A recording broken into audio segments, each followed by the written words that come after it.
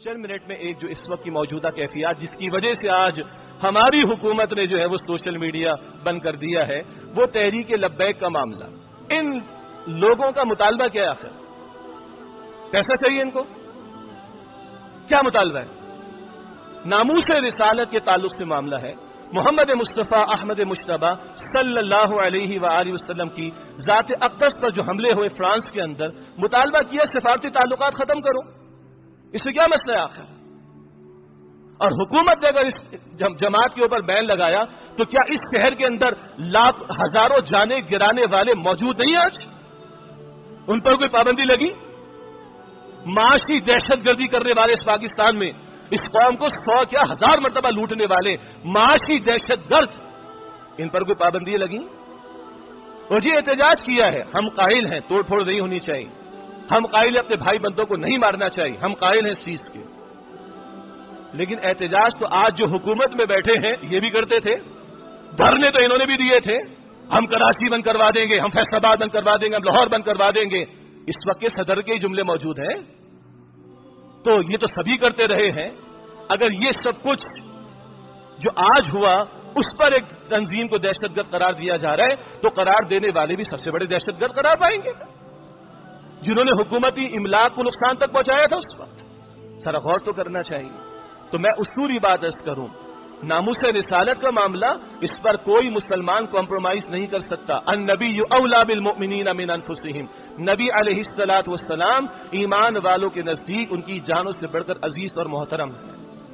اور مغرب یہی چاہتا ہے کہ روح محمد ان میں سے نکال لی جائے صلی اللہ علیہ وسلم. آپ کا میرا ایمان کس بات پر کھڑا ہے؟ تصدیق بما جاء بہ النبی صلی اللہ علیہ وسلم. ہر وہ بات جو محمد مصطفیٰ علیہ السلام نے جس کی خبر دی ہے اس کی تصدیق کرنا یہ ایمان ہے. تو آج محمد مصطفیٰ علیہ السلام کی شان اقدس میں گستاخی ہو تو مسلمان کا تو چہرہ، اس کا رنگ بدلنا چاہیے، اس کا خون تو کھولنا چاہیے. اس ملک میں ہم کہتے رہے تحفظ ناموس رسالت کا قانون وہ حرکت میں نہیں آتا اور گستاخوں کو سزائیں نہیں ملتی تو کوئی ممتاز قادری غازی اور پھر شہید بنتا ہے. تم خود موقع دیتے ہو لوگوں کو. اور مسلمان بغیرت نہیں ہو سکتے، اصل میں بغیرت نہیں ہو سکتے. تو اگر وہ قانون نافذ ہو تو پھر اس طرح کی نوبت نہیں آئے گی. اسی طرح اگر آج فرانس کے سفیر کو در بدر کرنے کی بات کی گئی تھی یا ملک سے باہر نکالنے کی بات کی گئی تھی، واپس بھیجنے کی بات کی گئی تھی، تو حکومتی اداروں نے اور ریاستی اداروں نے اس تحریک لبیک کے ساتھ معاہدہ کیا تھا نا. تم ریاست مدینہ کا نام لیتے ہو اور وعدہ خلافی کرتے ہو. 20 اپریل کی تاریخ تھی جو ڈیڈ لائن کا معاملہ تھا، وہ بس یہ مطالبہ کرے تھے ڈیڈ لائن آ رہی ہے بھائی معاملہ پورا کرو. اور تم نے طے کیا تھا ہم پارلیمنٹ کے ذریعے اس معاملے کو پورا کریں گے، تو کر لیتے. اور جن کا تقاضا اور مطالبہ تھا تو پوری قوم کا، وہ لیڈ کیا ان لوگوں نے. ان کو بلا کر تو مسودہ بھی دکھا دیتے، آن بورڈ لے کر یہ کام کر لیتے. جیسے دنیا میں کارپوریٹ سیکٹر میں کہتے ہیں نا اسٹیک ہولڈرز کو آن بورڈ لیں اور کام کروا لیں. وہ تو کیا نہیں. یکدم ایسا کچھ معاملہ ہو گیا تو لگتا ہے کہ باہر والوں کا پریشر، اور وہ تو ہے. وہ باہر والے کیا چاہتے ہیں؟ لن ترضى عنك اليهود ولا النصارى حتى تتبع ملتهم.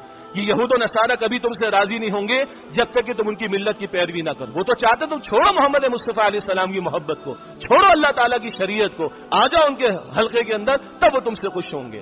سارا پریشر باہر کا ہے. اور آج یہ حرکت اگر ہماری حکومت نے کی ہے، اللہ تعالیٰ ان کو ہدایت عطا فرمائے. تم کیا میسج دینا چاہتے ہو؟ ہاں ہم ایسے لوگوں کے خلاف ایکشن لیں گے. تو وہ مغرب میں اسلامو فوبیا میں مبتلا لوگ، ان کو تو اور شے ملے گی نا.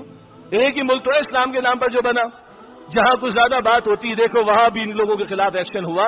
تو وہ گستاخ قسم کے لوگ تو اور زیادہ ہمت کریں گے اس چیز. میسج جانا چاہیے تھا یہاں سے کہ پارلیمنٹ سے تم کاروائی پوری کرواتے اور ساری دنیا جو چیمپئن بنتی ہے سیکولرزم کی اور ڈیموکریسی کی، سادہ سی بات بتاتے جی ہماری پارلیمنٹ نے فیصلہ کیا، آرام سے وے آؤٹ تمہیں مل جاتا. لیکن عجیب بات ہوگی اتنی تیزی کے ساتھ یہ معاملہ کیا ہے اور ان کے ساتھ ظلم و ستم کا معاملہ بھی کیا جا رہا ہے. باقی ہمارا مشورہ تحریک لبیک کے لوگوں کو بھی ہے. اسطوری بات بالکل صحیح ہے، مطالبہ بالکل صحیح ہے، آواز بلند کرنا بالکل صحیح ہے. اور جیسے ہمارے سیاستدان یہ دھرنے دیتے ہیں، یہ سڑکیں بلاک کرتے ہیں، اگر ان کو حق حاصل ہے، جمہوری حق ہے، آئینی حق ہے، تو محمد مصطفیٰ صلی اللہ علیہ وسلم کے نام لیوا ان کا حق نہیں، فرض ہے کہ وہ ان گستاخوں کے خلاف آواز بلند کریں. مشورہ ہمارا یہ ہے آواز بلند بالکل کی جائے، منظم ہو کر، पुरअमन होकर अपने भाई बंदों की गाड़ियां ना जलाएं, अपने ये पुलिस एहलकार हैं, हमारे मुल्क के मुसलमान हैं ये भी, इनको मारपीट ना की जाए। अगर तो कुछ घुसपैठिए किस्म के लोगों ने हरकत की है वो अल्लाह ताला बेहतर जानता है, मगर इस तहरीक के लोगों को हमारा मशवरा यही है, पुरअमन रहना चाहिए, मुनज़्ज़म रहना चाहिए, कानून को हाथ में नहीं लेना चाहिए, अपनी अखलाकी बरतरी साबित करनी चाहिए। ये हमारा उनके लिए मशवरा है। और हम सब के लिए क्या है, ये मामला कहीं पीछे ना चला जाए। ये हमारा टेस्ट होता है हर कुछ अरसे के बाद। हमारे यहाँ लोगों की गैरत जागती रही इस कराची के अंदर सियासतदानों के लिए, हमारे यहाँ लोगों की गैरत जागती रही अपनी जमातों के लिए, हमारी गैरत जागती रही हमारे सियासतदान को कह दिया उसके लिए। तो क्या हम मुसलमानों की गैरत मोहम्मद मुस्तफ़ा सल्लल्लाहु अलैहि वसल्लम के लिए जागेगी या नहीं, ये बहुत बड़ा सवाल निशान है। और रमजान का महीना तो वैसे बड़ा बरकत वाला महीना, तन्हाई में हम भी सोचें और हमारे हुक्मरान भी सोचें, अल्लाह नबी मुकर्रम अलैहिस्सलाम की सच्ची मोहब्बत अता फरमाए और उनके नक्शे कदम पर चलने की हमें तौफीक अता फरमाए। वाखिरु दावाना अल्हम्दुलिल्लाहि रब्बिल आलमीन। सल्लल्लाहु अलैहि वसल्लम की शान में गुस्ताखी उनका एक मुसलसल अमल होता रहा, एक तसलसल है, उनकी हौसला अफजाई हुई। और फिर हमने देखा कि 12 अप्रैल को हुकूमत ने जनाब रज़वी साहब को गिरफ्तार किया, उस पर लोगों ने एहतजाज किया और रद्द-ए-अमल की तौर पर जलसे जुलूस शुरू हो गए।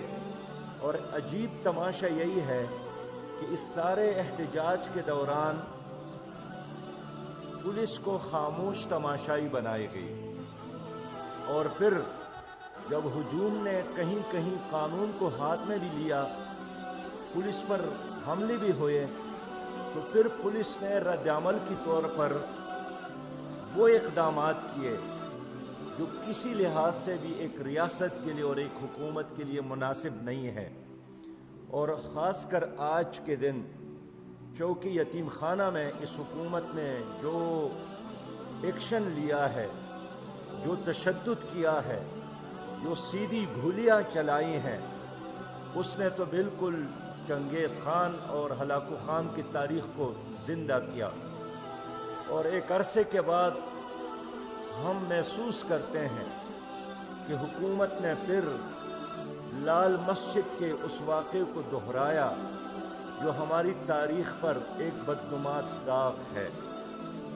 सरकार ने खुद दहशतगर्दी की और गरजघरी की, और सरकार के इन इक़दामात के नतीजे में लोगों में इश्तियाल पैदा होना एक फितरी बात है। मैं खुद आज सफ़र में था, आपको मालूम है आज हमारे एक सीनियर कॉलम नवीस और एंकर सलीम साफ़ी साहब की वालिदा वफ़ात हुई थी। मैं उसके जनाजे के लिए सुबह यहाँ से गया, रास्ते में ये सारे वाक़यात मेरे इल्म में आ गए, तो मैंने फ़ौरी तौर पर वज़ीर दाखिला शेख रशीद साहब से बात की, उलमाए किराम में से जनाब मुफ्ती मुनीबुर रहमान साहब से बात की, मिली यकजहती कौंसिल के सदर जनाब डॉक्टर अबुल खैर ज़ुबैर साहब से बात की और शेख रशीद साहब से ये मुतालिबा किया कि खुदा के लिए रमज़ान के महीने में इस बिला जवाज़ ताकत के इस्तेमाल को बंद किया जाए। रियासत और हुकूमत की मिसाल माँ की तरह है।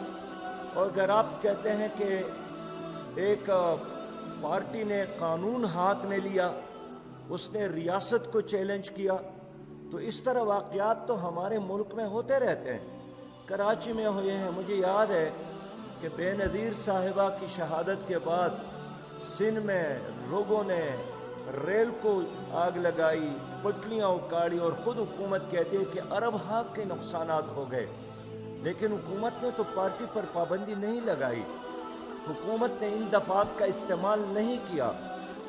इसलिए हमने शेख रशीद साहब से बात की कि क्या आप किसको खुश करना चाहते हैं, आप किसकी इमाम पर यह सब कुछ करना चाहते हैं, और आप क्यों पाकिस्तान को दुनिया के लिए एक तमाशा बनाना चाहते हैं।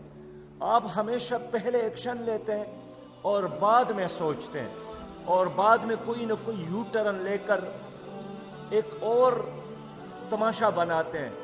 इसलिए आज इस प्रेस कॉन्फ्रेंस के ज़रिए मैं हुकूमत से मुतालिबा करना चाहता हूँ कि बिला जवाज़ ताकत का इस्तेमाल बंद किया जाए। ये जो गोलियाँ आप लोग इस्तेमाल करते हैं, ये हमने दुश्मन के लिए खरीद कर आपके हाथ में तमाए हैं। ये हमारे अपने नौजवानों के सीनों के लिए नहीं है, ये कश्मीर के बचाव के लिए है, ये मुल्क के दिफा के लिए है, ये इंडिया के मुकाबले के लिए है, ये दुश्मनान पाकिस्तान के उनके लिए है। लेकिन आप वो असला हमारे खिलाफ, हमारे नौजवानों के खिलाफ इस्तेमाल करते हैं। मैं इसलिए मुतालिबा करता हूँ कि हुकूमत ने जो मुआहिदा किया है, जिन वज़रा के दस्तखत मौजूद है, उस मुआहिदे के पासदारी करे। देखिए, फ़र्द अगर एक मुआहिदे से भागता है तो भी बुरी बात है, लेकिन रियासत और हुकूमत कभी भी अपने मुआहिदों से नहीं भागती। और रात गई बात गई की मिस्ताक कभी भी रियासत अपने अवाम को धोखा नहीं देती है, कभी भी हुकूमत अपने अवाम के साथ मजाक नहीं करती है, कभी वक्ती तौर पर जो मजबूरी में आकर वो काम नहीं करती है जो वो नहीं कर सकती। अब अगर आप कहते हैं कि इसके नतीजे में यूरोप हमसे परेशान होगा और यूरोप पे ऐसी तो मजमूई हमारे खिलाफ कोई इक़दाम और कोई एक्शन करेगा, तो क्या उस वक़्त आपकी खोपड़ी में दिमाग नहीं थे? क्या उस वक़्त आप नहीं सोच रहे थे? इसलिए मैं मुतालिबा करता हूँ कि हुकूमत उस मुआहिदे के पासदारी भी करे, और जब खुद तस्लीम किया है कि हमने कौमी असम्बली में इस पर बहस करनी है, डिस्कशन करनी है, करारदाद हुकूमत ने पेश करनी है, तो वो अब करके दिखाएं। और फ्रांस के सफ़ीर के बारे में जब हुकूमत ने तय किया था कि हम इसको मुल्क से निकालेंगे, तो अब उसको मुल्क से निकालना चाहिए, ताकि बाकी दुनिया को भी ये पैगाम मिले कि जो भी तौहीन रिसालत करेगा, इस्लामी दुनिया 2.25 अरब मुसलमान उसको कभी भी बर्दाश्त नहीं करेंगे। इस तरह मैं हुकूमत से कहना चाहता हूँ कि फौरी तौर पर एक अदालती कमीशन बनाया जाए और जितने भी वाक़यात हो गए हैं उसका जायज़ा लिया जाए। अब किसी IGP के स्टेटमेंट पर, अब किसी वज़ीर दाखिला के स्टेटमेंट और बयान पर किसी को अब एतमाद नहीं रहा। आज लाहौर में इतना बड़ा वाक़या हो गया है और वज़ीर दाखिला एक बाज़ार के मुआयने के लिए तशरीफ़ ले गए हैं। ये गैर संजीदगी का इंतहा है। जो शहरी है वो भी पाकिस्तानी है, जो पुलिस है वो भी पाकिस्तानी है। मैं इसलिए हुकूमत से मुतालिबा करता हूँ कि फौरी तौर पर पूरी कौम और सियासी क़ियादत, कौमी क़ियादत को एतमाद में लिया जाए और पुलिस को मुकाबलों में न लाया जाए, पुलिस को मुकाबलों के लिए इस्तेमाल न किया जाए। पुलिस कानूनी कार्रवाई के लिए है, गैर कानूनी कार्रवाइयों के लिए पुलिस का इस्तेमाल ये 100% नाजायज़ है। ये आईन के खिलाफ वर्जी है, ये कानून के खिलाफ वर्जी है। मेरे अपने इल्म के मुताबिक बेशुमार बेगुनाह लोगों को गिरफ्तार किया है और कल उसको रिमांड के लिए मज़ीद जेलों में और मुख्तलिफ थानों में भेजे हैं। मैं डिमांड करता हूँ कि तमाम बेगुनाह गिरफ्तार लोगों को रिहा किया जाए और चंद लोगों की जज्बाती अमल की वजह से आप पूरी सियासी जमात पर बैन नहीं लगा सकते। चंद लोगों के जज्बाती इक़दाम की वजह से, जिसको समझने की ज़रूरत है, जिसको एड्रेस करने की ज़रूरत है, जिसको मुतमईन करने की ज़रूरत है, आप मेरे मुल्क में एक ऐसी रिवायत को कायम ना करें। हुकूमत तो एक सियासी पार्टी है, ये काम तो अदालत का है, ये काम तो इलेक्शन कमीशन का है। हुकूमत अगर कोई इक़दाम करती है तो इनके साथ तो हमारा मुकाबला है, सियासी मुकाबला है, इलेक्शन का मुकाबला है। किसने हुकूमत को ये इख्तियार दिया है कि आप अपने एक मद्दे मुकाबिल पार्टी को बैन कर ले? इसलिए बेगुनाह लोगों को रिहा किया जाए और हालात को नॉर्मलाइज करने के लिए मुज़ाकरात भी किया जाए। मैंने आज मुफ्ती मुनीब रहमान साहब से भी राबिता किया, जनाब डॉक्टर अबुल खैर ज़ुबैर साहब से भी राबिता किया। उनसे भी यही कहा कि हालात को नॉर्मल बनाने के लिए आप लोग भी अपना किरदार अदा करें। और कल मंसूरा में हमने मिली एकजहती कौंसल और दूसरे उलमा का इजलास भी बुलाया है ताकि हम मिलकर इज्तिमाई तौर पर इस सिचुएशन का जायज़ा ले लें और इस सिचुएशन से अपने मुल्क को نکالنے کے لیے ہم اجتماعی کوششیں جاری رکھیں۔ سب سے بڑی ذمہ داری حکومت کی ہے۔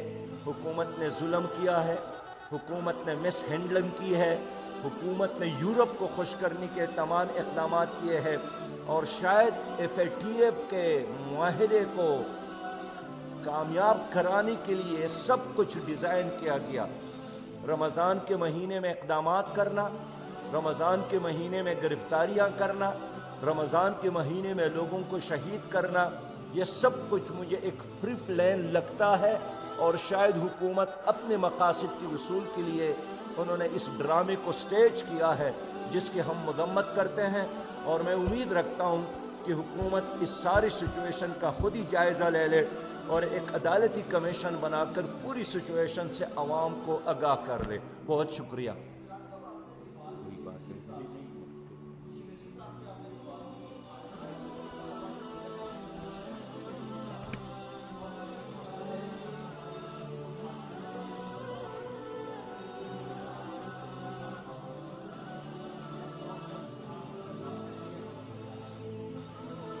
دیکھیے، میں نے شیخ رشید صاحب کو اپنے جذبات اور اپنی قوم کی جذبات اور پاکستانیوں کی جذبات پہنچائے، اور میں نے ان سے یہی کہا ہے کہ ماضی میں بھی جب آپ پرویز مشرف کی حکومت میں تھے تو لال مسجد کا واقعہ اسی طرح ہوا تھا، اور وہ جو زخم لگے ہیں ہماری سوسائٹی اور ہمارے معاشرے کو آج بھی اسی طرح زندہ ہے، تو آپ ایک اور سانحے کی طرف کیوں بڑھ رہے ہیں؟ میں نے یہی ان سے عرض کیا کہ آپ اتنے سینئر آدمی ہیں اور تقریباً 8 یا 9 بار مختلف حکومتوں میں وزیر رہے ہیں، اتنے طویل تجربات کے بعد آپ سے یہ توقع نہیں تھی کہ آپ اس طرح چل پڑیں گے۔ میں نے ان کو یہی کنوے کیا کہ آپ کے سٹیٹمنٹ اور آپ کے دلائل سے ہماری قوم مطمئن نہیں ہے، اور خود میں محسوس کرتا ہوں کہ جب وہ سٹیٹمنٹ یا کوئی بیان دیتا ہے تو لگتا ہے کہ ایک مجبور وزیر بیان دیتا ہے، کہ ان کی اپنی باڈی لینگویج ان کے الفاظ کا ساتھ نہیں دے رہی ہے۔ اس لیے میں نے قوم کی ترجمانی کی اور ان کو یہی پیغام پہنچایا کہ آپ کی یہ اقدامات ناقابل قبول ہے ہمیں۔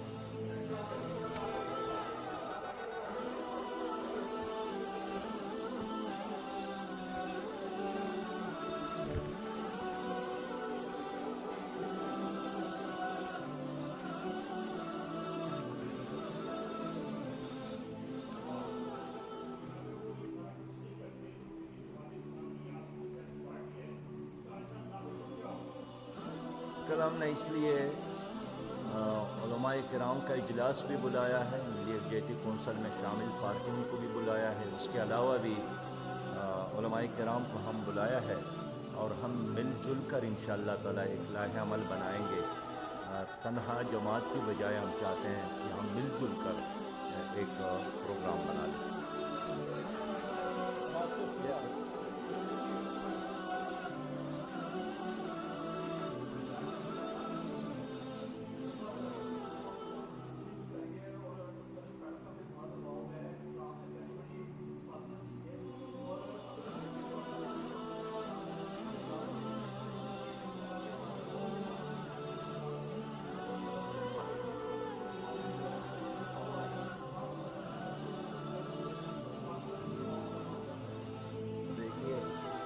گرے لسٹ پاکستان کو نکالنے کے لیے ضروری نہیں ہے کہ آپ اپنے لوگوں پر دنیا چلا لیں، اور انہوں نے خود تسلیم کیا ہے، جب حکومت نے خود تسلیم کیا ہے، خود معاہدہ کیا ہے، خود دستخط کی ہے، اب اپنے معاہدے اور دستخط کا پاس تو رکھنا پڑے گا۔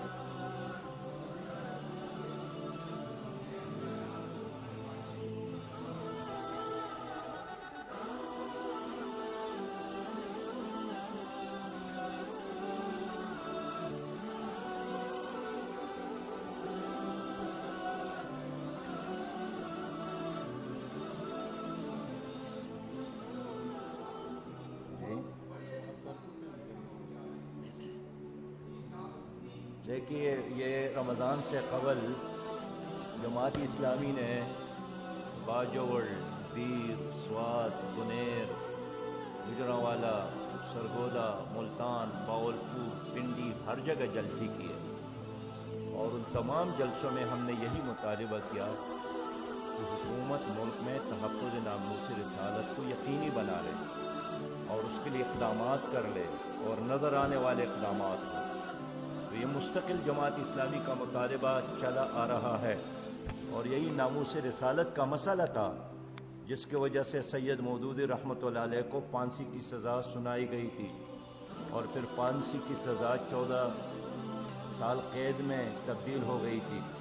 सैयद मौदूदी रहमतुल्लाह अलैह ने तफ़हीमुल कुरान जेल में मुकम्मल किया था और उस तमाम अरसे में जमात इस्लामी यही कुछ कह रही थी जो आज हम कह रहे हैं। बहुत शुक्रिया। मैं इस मजलिस में मीडिया पर जो हुकूमत ने पाबंदी लगाई है उसकी मजम्मत करता हूँ और हुकूमत को मशवरा देता हूँ कि रियलिटी को कबूल कर ले, कौम के इज्तिमाई शऊर के साथ चले और मीडिया पर पाबंदी लगाना या इंटरनेट पर पाबंदी लगाना ये मसले का हल नहीं है। अब कितने दिन पाबंदी लगाएंगे? 2 दिन लगाएंगे, 10 दिन लगाएंगे, 1 महीना लगाएंगे? इसलिए ये रवैया भी नाकाबिल कबूल है और आज के जलसे में 2 लोग शहीद हो गए हैं। हम उनकी शहादत की कबूलियत की दुआ करते हैं। जो ज़ख्मी हैं उनकी शफायाबी की दुआ करते हैं और मैं दुआ करता हूँ कि इस वक्त मुल्क में जो कोरोना वायरस का वबा है अल्लाह ताला हम सबको इस वबा से भी निजात दिला दे।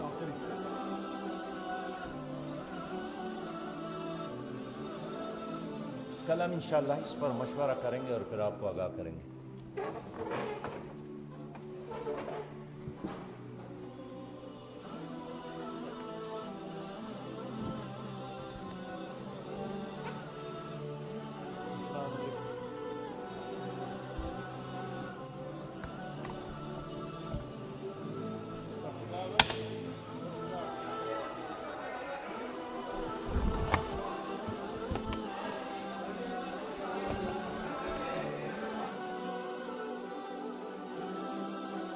इसी कॉन्टेक्स्ट में मैं ये जो इस वक्त मुल्की हालात हैं उसके ऊपर भी थोड़ी डिस्कशन करूं। आपको पता है पिछले दिनों ये 12 अप्रैल 2021 को जो पाकिस्तान में एक उभरती हुई पॉलिटिकल जमात तहरीक लब्बैक TLP तहरीक लब्बैक पाकिस्तान, उनके अमीर को गवर्नमेंट लेवल के ऊपर गिरफ्तार किया गया, साद रिजवी साहब को।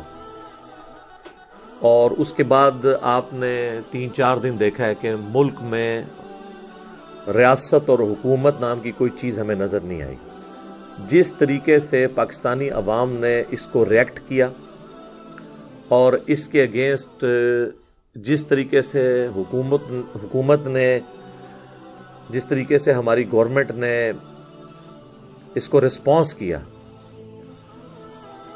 और उसका जो रिज़ल्ट अब हमारे सामने है और अभी आने वाले दिनों में हमें मज़ीद भुगतना पड़ेगा, ये हमारे मुल्क के लिए एक अलार्मिंग सिचुएशन है। और आपको पता है जब से ये खाकों वाला सिलसिला शुरू हुआ है 2011 से लेके अभी तक, अब तो 2021 चल रहा है, अप्रैल का महीना, इन 10 सालों में कई दफ़ा ये मामलात आए और मैंने मुख्तलिफ औकात में इसके ऊपर डिटेल वीडियोस भी रिकॉर्ड करवाई हैं।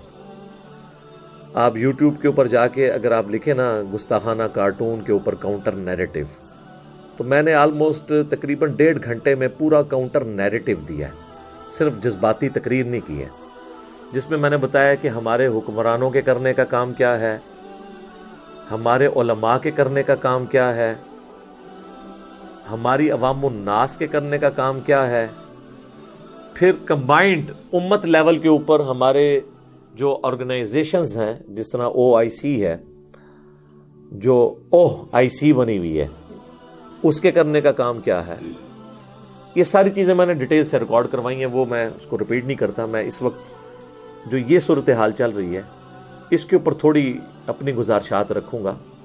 वैसे तो आप देख रहे हैं कि इस तरह के क्रिटिकल इशू के ऊपर और कोई बात करने के लिए तैयार ही नहीं होता। अब मैं गवर्नमेंट से और रियासती इदारों से कहूँगा कि वो उलमा जो आप पब्लिकली आप लोगों ने लॉन्च किए हुए हैं, अब वो उलमा किधर हैं कि आके उम्मत को समझाएं कि उम्मत किस तरफ जा रही है? कोई भी इनका साथ देने के लिए तैयार नहीं होगा। اس کی وجہ ہے کہ علماء بھی اس وقت تک ریاست کا ساتھ دیتے ہیں جب تک ان کے اپنے مفادات کے اوپر ضرب نہ پڑے.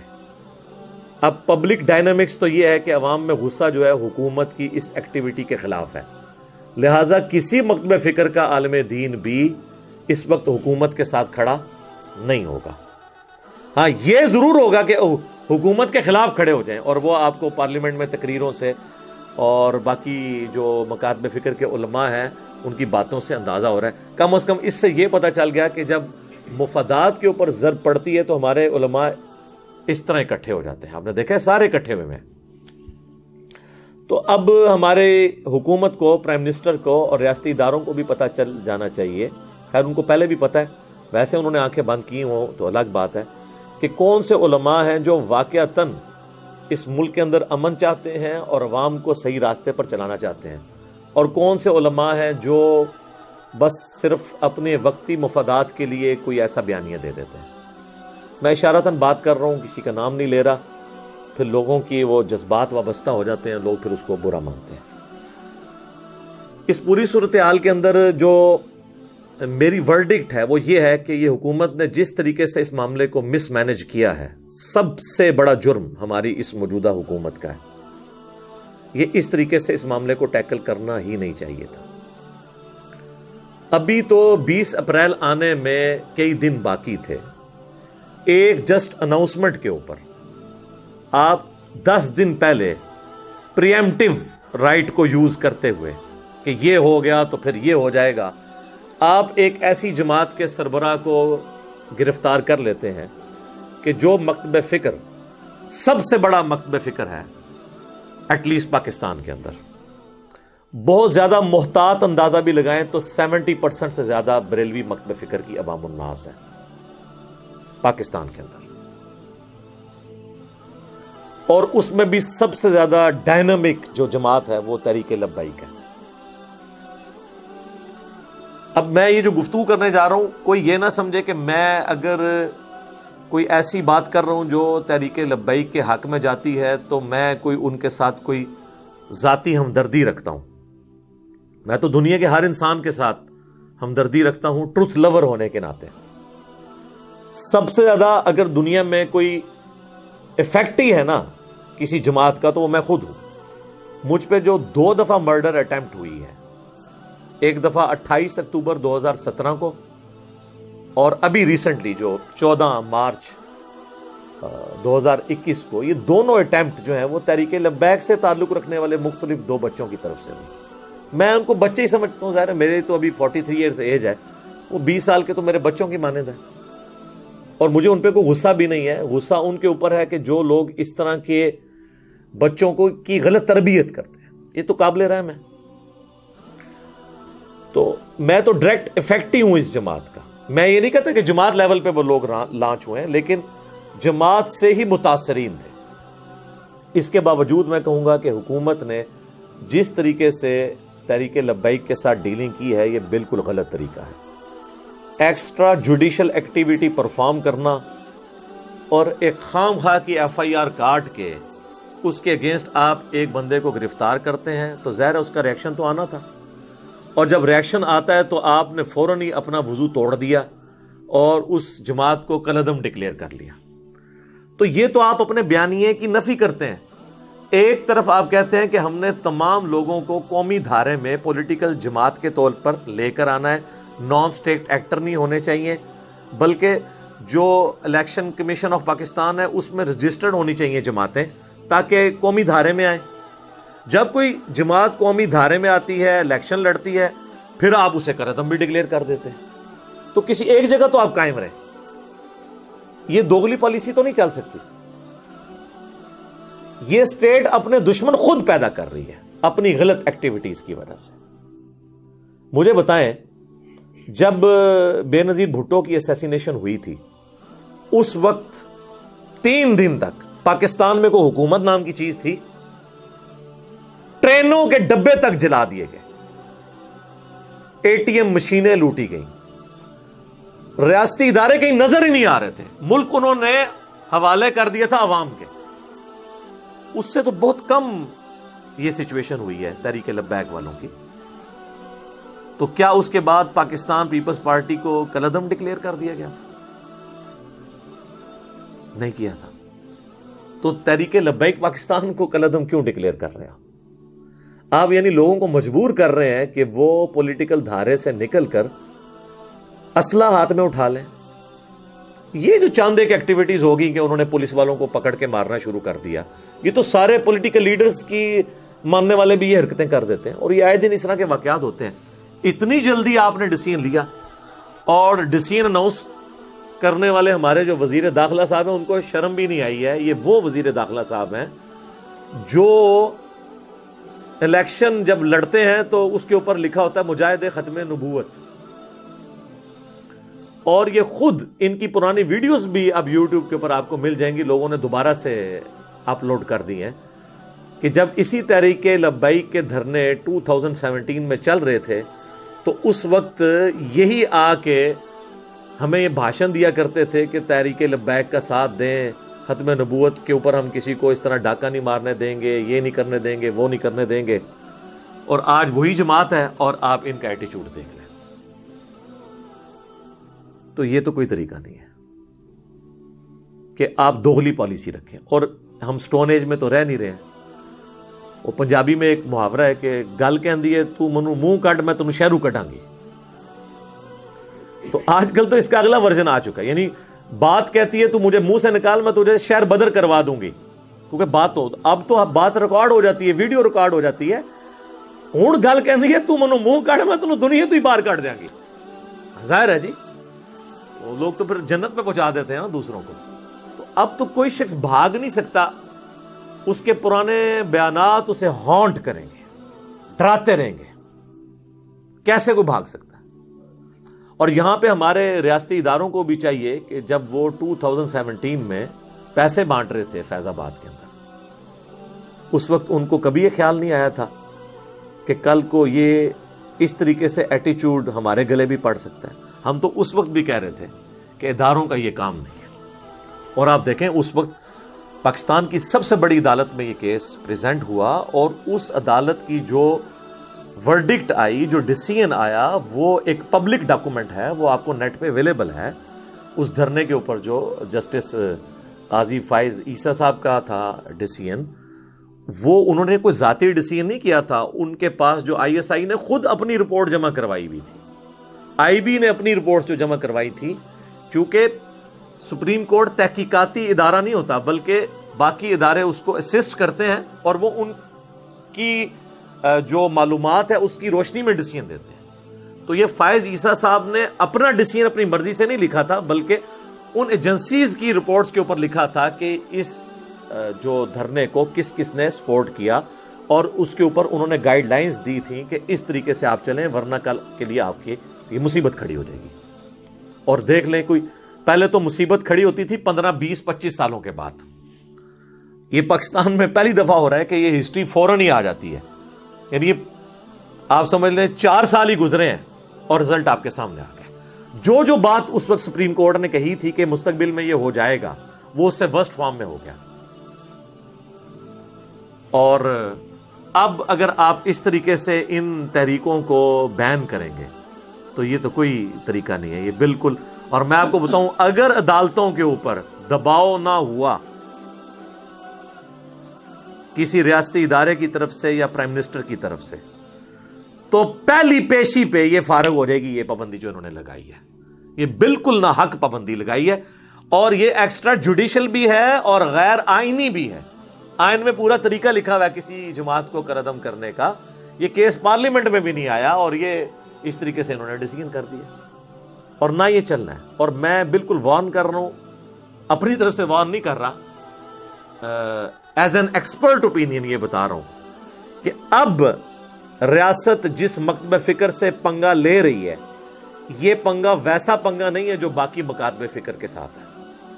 آپ اگر یہ سمجھتے ہیں نا کہ آپ نے دیوبند کے ساتھ پنگا لیا اور اس کے ساتھ آپ سٹیبل ہو گئے کچھ عرصے بعد، جو لال مسجد میں جو ایک ڈکٹیٹر نے بدماشی کی تھی اور اس کی پاداش میں ہم کئی سال تک خودکش حملے بھگتتے رہے، یہ تو ضرب عضب اور رد الفساد کی برکت سے ملک میں کوئی امن آیا اور نان سٹیٹ ایکٹرز کا جو معاملہ یہ ٹھپ ہوا، اللہ کا شکر ہے. تو وہ تو ایک دیوبندی مکتب فکر کے لوگ تھے، اور وہ بھی چند لوگ تھے، اس میں سے مین میجر پورشن تبلیغی جماعت کا تو آپ نکال دیں، جو دیوبند میں خیر کی علامت ہے۔ عقیدے کا اختلاف ہمارا ان کے ساتھ اپنی جگہ، بہرحال دیوبندی مکتب فکر میں خیر ہے تبلیغی جماعت، یہ نہ ہوتی تو یہ پورا مکتب فکر ہی جو ہے نا ایک سب سے وائلنٹ مکتب فکر تھا، کیونکہ آپ کو پتا ہے 80s کے اندر سنی شیعہ فساد میں اعلی کار یہی مکتب فکر بنا تھا، تو ان کو تو ٹیکل کر لیا۔ اہل حدیث تو ویسے ہی بہت تھوڑے ہیں، ان کو تو آپ چھوڑ دیں، وہ کسی کھاتے میں نہیں۔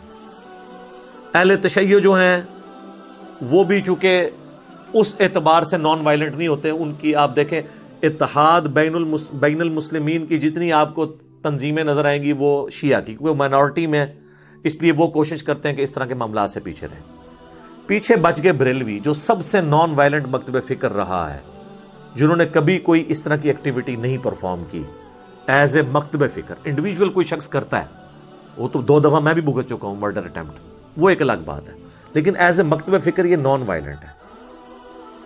اب یہ جو ایکٹیویٹی انہوں نے پرفارم کی ہے ٹی ایل پی پہ پابندی لگانے والی، اس کے بعد یہ پورا مکتب فکر وائلنٹ ہو جائے گا، اور یہ آپ دماغ سے نکال دیں کہ یہ صرف ٹی ایل پی کے رکن ہوں گے، نہیں، انڈکلیئرڈ پوری بریلوی مکتب فکر ان کے ساتھ کھڑا ہے۔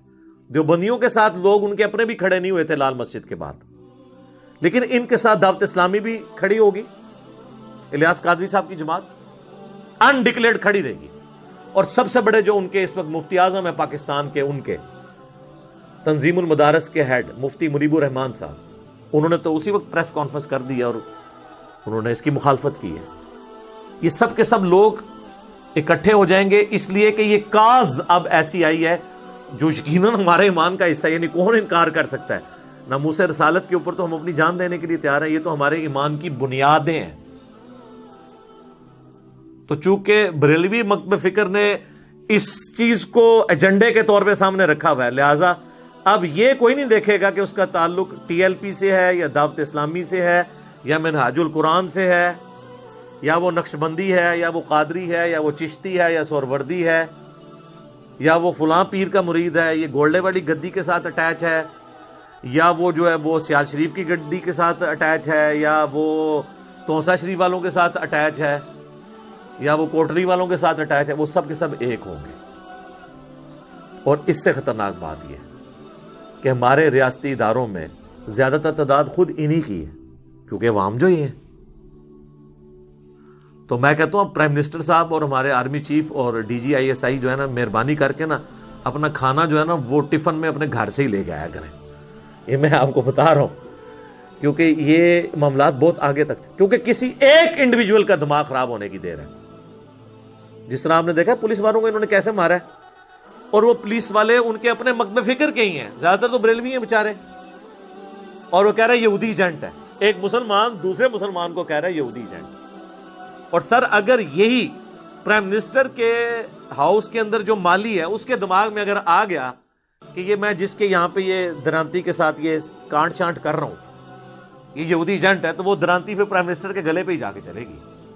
اللہ نہ کرے ایسا ہو، لیکن میں آپ کو بتا رہا ہوں کہ یہ انڈیویجول کا، چونکہ وہ اپنے ایمان کا حصہ سمجھ رہا ہوگا نا، یہ جو ممتاز قادری والی ایکٹیویٹی ہوئی تھی تو وہ اپنے ایمان کا حصہ اسے سمجھتا تھا نا۔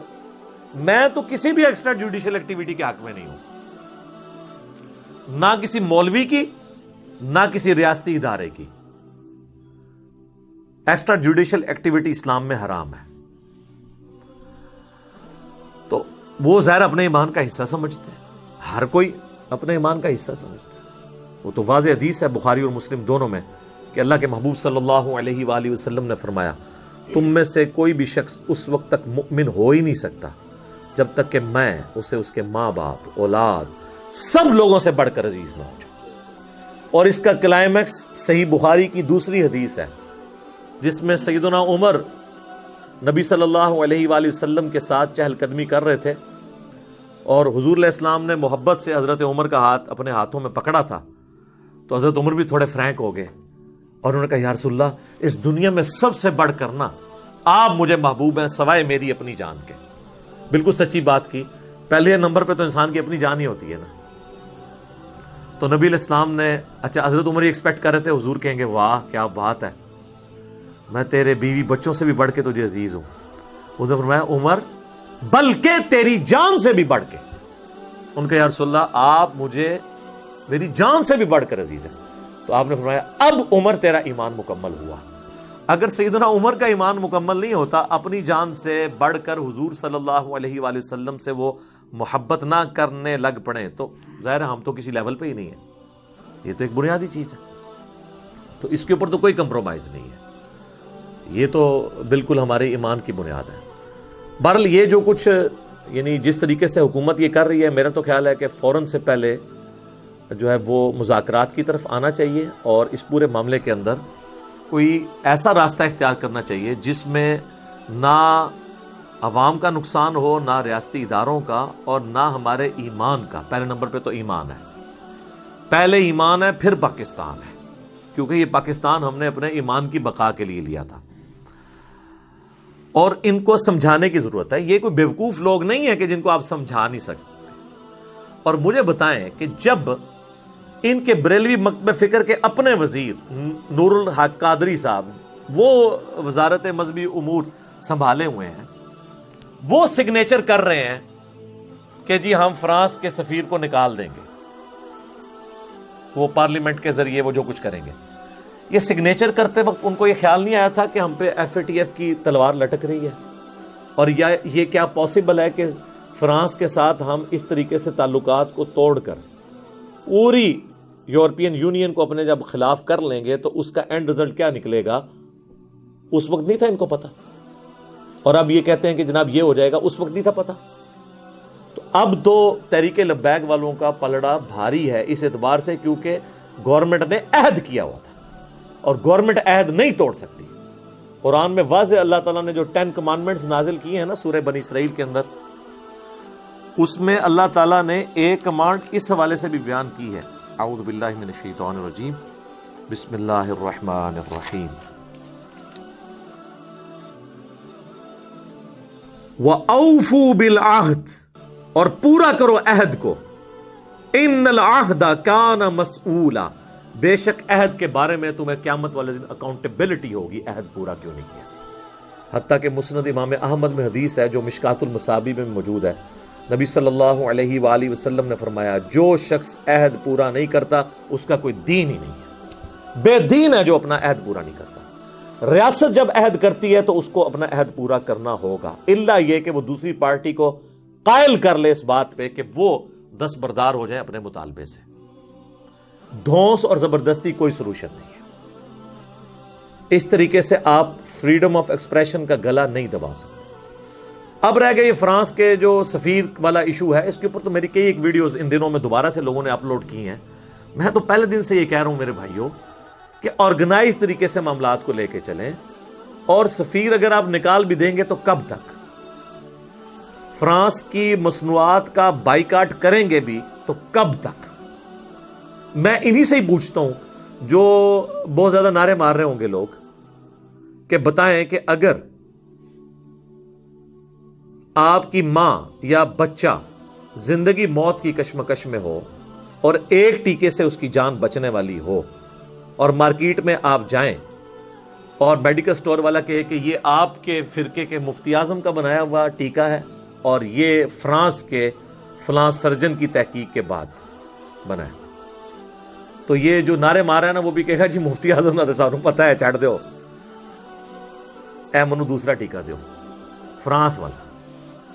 ظاہر جی بہت بڑی کنٹریبیوشن ہے, 80 نوبیل پرائز آ چکے ہیں فرانس کے وہ اس لیب کے لیے جس لیب سے سب سے پہلے وہ کتے کے کاٹنے کی ویکسین نکلی تھی. لوئی پاسچر ایک انسان, اتنا بڑا مسیحا پوری انسانیت کے لیے, 2 ویکسین اس نے بنائی. ایک تو یہ ویکسین تھی کتے کی کاٹنے, پہلے تو لوگ کتے کاٹنے سے مر جایا کرتے تھے, یہ ریبیز کے, یہ اس بندے نے ویکسین بنائی تھی. لا علاج مرض ہوتا تھا, یہ پاگل کتا کاٹ دے وہ انسان بھی پاگل ہو جاتا تھا, کچھ دنوں بعد مر جاتا تھا. اور دوسرا یہ شراب کے اندر ایسے جراثیم اس کے بنانے کے دوران بنتے تھے جس کی وجہ سے لوگوں کی ڈیتھ ہو جاتی تھی، تو اس نے وہ اس پروسیس کو ریفائن کیا تھا۔ اب آپ نے یہ نہیں کہنا میں کوئی شراب کے حق میں بات کر رہا ہوں، بتا رہا ہوں۔ اور اس نے چھوٹی سی ایک لیب قائم کی اور 80 نوبیل پرائز صرف اس لیب سے آ چکے ہیں۔ دنیا میں جتنی بڑی بیماریاں آتی ہیں نا، سب سے پہلے ویکسین وہ اس بندے کی اس لیب سے نکلتی ہے۔ تو میں یہ آپ کو ایک پہلو بتا رہا ہوں، میں کوئی فرانس کے فضائل نہیں آپ کو سنا رہا، اور چندے لینے کے لیے، فنڈز لینے کے لیے ہم لوگ ان کے آگے ہی ہاتھ پھیلا رہے ہوتے ہیں۔ یا تو ہم اتنے مضبوط ہوں نا کہ ہم جو ہے وہ اس دنیا کے اندر اس طریقے سے سروائیو کر سکیں۔ باقی یہ جو کتابی باتیں کتابوں میں رہنے دیں، صحابہ کرام کی مثالیں دینا، صحابہ کرام والا پہلے ایمان لے کر آئیں، ٹھیک ہے، ان کی کمٹمنٹ لے کے آئیں۔ ہمارا یہ حال ہے کہ ہم عشق رسول کے نام کے اوپر اپنے بھائیوں کی گاڑیاں توڑ دیتے ہیں، ان کے موٹر بائکس کو آگ لگا دیتے ہیں، اپنے بینک لوٹ لیتے ہیں۔ آج تک کوئی عاشق رسول میں نے نہیں دیکھا جو ویڈیو بنائے اور سامنے اپنی نئی گاڑی کھڑی کر کے اس کو آگ لگائے اور کہے کہ جی غلامی رسول میں موت بھی قبول ہے، دیکھو میں نے یہ آگ لگا دی۔ لیکن وہ جس کی گاڑی توڑ رہا ہوتا ہے، چاہے وہ پولیس کی گاڑی کوئی توڑے، کسی فوجی کی گاڑی توڑ دیتا ہے، وہ تو عوام کی گاڑی ہے، عوام کے ٹیکسز کی ہے، اور وہ ایک بندے کے معاف کرنے سے نہیں ہوگا، وہ کروڑوں عوام سے معافی مانگنی پڑے گی۔ یہ حقوق العباد کا معاملہ ہے۔ تو اپنا موٹر بائک اور اپنی گاڑی جلا کے تو کبھی نہ کسی نے عشق رسول کا اظہار نہیں کیا۔ یہ سب کچھ دوسروں کے اوپر ہی ہوتا ہے، تو یہ تو کوئی ایٹیچیوڈ نہیں ہے۔ تو حکومت کو بھی ہوش کے ناخن لینے چاہیے۔ جس طریقے سے انہوں نے بہیو کیا ہے نا، یہ کوئی طریقہ نہیں ہے، اور میرا خیال ہے کہ امید ہے کہ یہ معاملہ اس اعتبار سیٹل ہو جائے گا۔ ورنہ اگر کوئی سمجھتا ہے نا کہ وقتی طور پہ ان کو دبا لینے سے ایشو ایڈریس ہو جائے گا، تو سر یہ نہیں ہونا۔ یہ گلی گلی، محلے محلے، گھر گھر یہ معاملات آگے بڑھیں گے۔ وقتی طور پہ آپ سمجھ رہے ہیں نا دب جائے گا، لیکن آئے دن آپ کو ایسی رپورٹیں ملیں گی جب تک کہ آپ اس کو پولیٹیکلی ہینڈل نہیں کریں گے اور مین سٹریم میں لا کے جماعتوں کے ساتھ پارلیمنٹ میں ان چیزوں کو ڈسکس کریں اور لوگوں کو سمجھائیں کہ وقتی طور پہ ہمیں یہ ڈیسیژن اس طرح کرنے کی ضرورت پڑ رہی ہے، ایف اے ٹی ایف کی تلوار ہم پہ لٹکی ہوئی ہے، ہم آپ کے ساتھ ہیں، اپنے ایمان کو منوائیں۔ میں یہ نہیں کہتا سرٹیفکیٹ لیں ان سے اپنے ایمان کا، لیکن کم از کم ان کو یہ یقین دلائیں کہ آپ منافقت نہیں کر رہے ہیں۔ اب تو وہ کہیں گے کہ جی آپ نے لکھ کے ہم سے ایک عہد کیا اور اب آپ عہد توڑ رہے ہیں، تو ظاہر ہے قصوروار تو وہ ہے جس نے غلط عہد کیا تھا، اب توڑا، اب جب کیا گیا تو پھر آپ طریق لبیک کو تو کوئی بلیم نہیں کر سکتے۔ تو میں تو اس میں یعنی مین قصوروار موجودہ حکومت کو سمجھتا ہوں۔ اور اس کے بعد جو ٹی ایل پی کے لوگوں نے کیا، ظاہر ہے وہ بچے ہیں، چھوٹی عمر کے ہیں، ان کی ذہن سازی اس قسم کی ہوئی ہے، اس طرح کی حرکتیں تو باقی لوگوں نے بھی کرنی ہوتی ہیں، وہ کریں گے۔ ظاہر ہے ہم نے اپنی نیشن کو یہی تو جذبات پڑھائے ہیں۔ یہ بھی ریاست کی غلط پالیسیز تھی نا۔ ایم کیو ایم کا جو عذاب اس حکومت پہ، اس ملک کے اوپر مسلط تھا، وہ بھی ہماری ریاستی پالیسی کی وجہ سے تھا۔ طالبان والا جو ایشو ہوا اور وہ جب بگڑا، وہ بھی ریاستی پالیسی تھا۔ یہ بھی اب جو کچھ ہوا، یہ بھی ریاستی پالیسی ہے۔ تو لہٰذا آپ کسی چیز کو بھی ڈیپ ڈگ کریں نا، تو ریاست ہی قصوروار نکل رہی ہوتی ہے اس طرح کے تلخ رویوں کے اگینسٹ۔ کیونکہ عوام تو عربی میں کہا جاتا ہے عوام کل انام، وہ تو چوپایوں کے مانند ہوتے ہیں، بھیڑ بکریوں کے مانند، آپ جس طرف ان کو چلا دیں وہ چلنا شروع ہو جاتے ہیں۔ تو اگر ہم ہوش کے ناخن نہیں لیں گے تو آنے والی نسلوں کو ایک سیف ملک نہیں دے سکتے۔ اور میں سب سے زیادہ پریشان پتہ کس بات سے ہوتا ہوں کہ باہر کے ملکوں میں جو لوگ بیٹھے ہوئے ہیں وہ کیا سوچتے ہوں گے ہمارے بارے میں۔ ہم اپنے ملک میں مسلمان ہو کے اپنے آپ کو انسیف فیل کر رہے ہیں کہ ہمیں کوئی مسلمان ہی نہ کاٹ دے۔ تو جب مسلمان سے ڈر رہا ہے تو غیر مسلم اس دین میں کیوں آئے گا؟ وہ کہے گا میں تو ادھر ہی سکون سے بیٹھا ہوں، پہلے میں اس دین میں آؤں اور پھر اپنی جان کو میں سٹیک پہ لگوا لوں۔ یہ جتنے احتجاج ہوتے ہیں یہاں، تو وہ مخالفین اپنے بھائیوں کو اس طرح مار رہے ہوتے ہیں کہ وہ تو اس طرح مار رہے تھے پولیس والوں کو جیسے یہ خود فرانس کے سفیر یہ ہیں، اور پھر پولیس والوں نے بھی جس طریقے سے ان کو مارا ہے، انہوں نے سمجھا کہ یہ کوئی انڈین فوجی ہیں جن کو ہم مار رہے ہیں، یہ غدار وطن ہے۔ اور میں اس میں ایک بات سے مجھے بہت زیادہ دکھ ہوا۔ ایک تو یہ بات تھی کہ غیر مسلم کیا امیج لیں گے، دوسرا یہ جو چند ایک انڈکلیئرڈ قسم کے ریاستی اداروں کے ترجمان بنے ہوئے ہیں، اور وہ آڈیو ریکارڈنگز کروا کے یہ کہتے ہیں کہ جی وہ تحریک لبیک کو تو اسرائیل فنڈ کر رہا ہے جی، انڈیا فنڈ کر رہا ہے۔ لعنت ہے جی ایسی سوچ کے اوپر کہ آپ اپنے ملک کے لوگوں کو، مخلص لوگوں کو جن سے معاملہ مس مینج ہوا، آپ ان کے اوپر یہ الزامات لگائیں گے۔ ہمیں نہیں پتا یہ لوگ کون ہیں، یعنی کوئی مریخ سے تو نہیں نازل ہوئے ہیں، ہمارے ساتھ کے لوگ ہیں۔ ایون میں نے آپ کو پہلے بھی بتایا تھا، خادم رضوی صاحب فوت ہو گئے، اللہ تعالیٰ ان کی مغفرت کرے، ان کی غلطیوں سے درگزر کرے، ان کو نیک کاموں کا اجر دے۔ میں نے ان کی ڈیتھ کے اوپر بھی میری ویڈیو سب سے زیادہ دیکھی گئی تھی۔ میں نے اس وقت بھی بات کی تھی کہ ان کے اخلاص میں کوئی شک نہیں ہے، ان کی زندگی فقر میں گزری ہے، انہوں نے اس تنظیم سے کچھ حاصل کر کے اپنے ایسٹس نہیں بنائے ہیں، درویشی کی زندگی ان کی گزری ہے۔ میں تو ان کو پرسنلی بھی جانتا ہوں، میں تو 94 میں ایف ایس سی کا جب سٹوڈنٹ تھا 1994 میں، تو ہمارے گلی کی مسجد میں ہی وہ آیا کرتے تھے مہینے میں ایک دفعہ، اور اسی مسجد سے انہوں نے حفظ بھی کیا ہوا ہے، جیلم سے ہی وہ کیے ہوئے۔ یہ ان کا پیر خانہ بھی ہے، کالے دیو میں ان کی بیت ہے، اور ان کا علمی بھی، یعنی آپ سمجھ لیں یہیں سے انہوں نے علم حاصل کیا۔ تو مرتے دم تک درویشی کی زندگی ان کی رہی ہے۔ ان کو انڈیا کیا، میں کہتا ہوں جی آپ بھی ذرا فنڈنگ لگا کے دیکھیں۔ یہ بھی ساتھ رضوی صاحب کو بھی پوری کوشش کی بعض لوگوں نے کہ پیسے دے کے بٹھا دیں، تو ان میں بحیثیت انسان، ہر انسان میں کوئی کمزوری ہوتی ہے، لیکن اس کاز کے لیے کوئی کمزوری نہیں کہیں پائی جاتی۔ لہٰذا یہ جو پٹی پڑھا رہے ہیں نا کسی کو ذرا سے اختلاف کے اوپر، اسرائیل کا ایجنٹ، انڈیا فنڈ کر رہا ہے، فلاں کر رہا ہے، تو کل کو تو سر پھر ہمارے حکمران بھی اپنی مجبوریوں کی وجہ سے، ہمارے ریاستی ادارے بھی اپنے فنڈ بچانے کی خاطر یا مجبوریوں کی وجہ سے کئی معاملات میں امریکہ کا ساتھ دے رہے ہوتے ہیں۔ اور آج کل تو انڈیا کا بھی دوستی کا کافی نشہ چڑھا ہوا ہے بعض لوگوں کو، تو ہم اپنے حکمرانوں کو بھی، اپنے ریاستی اداروں کے لوگوں کو بھی کہنا شروع کر دیں کہ جی یہ قوم کے وسیع تر مفاد میں نہیں کر رہے، بلکہ یہ انڈیا کے، اسرائیل کے اور امریکہ کے ایجنٹ ہیں۔ ہم بھی وہی گالی دینا شروع کر دیں ان کو جو یہ گالی عوام کو دے رہے ہیں بعض لوگ ان میں سے بیٹھ کے۔ اور اگر کوئی کہتا ہے نا کہ یہ نہیں دے رہے ہیں، تو اس قسم کے جو بیانات دینے والے ہیں ان کو کنڈیم کرنا چاہیے۔